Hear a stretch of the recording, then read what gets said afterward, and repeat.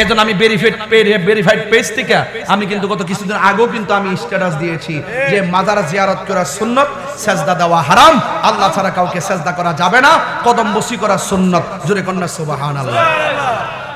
মাথা নোয়াইলেই সেজদা হয় না বাবা, মাথা রাখতে হবে, হৃদয়ে ধারণ করতে হবে আমি কাকে কোন ভাবে সম্মানটা করতেছি।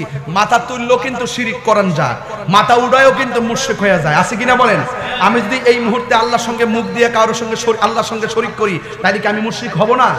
তার মানে মজা গেল মাথা নোয়ানোর সাথেই শুধু সম্পর্ক না, মাথা উছায় অশিরিক করেন, শিরিক হয়ে যায়, আছে না নাই বলেন? এই জন্য এই বিষয়গুলো যদি বুঝতে চান এই কোরআনটা আপনাকে ধারণ করতে হবে। এই কোরআনের ভিতরে একটা শব্দের দুইটা অর্থ, একটা জাহিরি আর একটা বাতিনি। কথা বলেন ঠিক না বেঠিক? এই জন্য আমার বাবারা, আমরা মুসলমান, এতে কোনো সন্দেহ। আল্লাহ বলছেন কুল বিফাদলিল্লাহি। কষ্ট হইতেছে নাকি আবার? পোলাপানের খাওন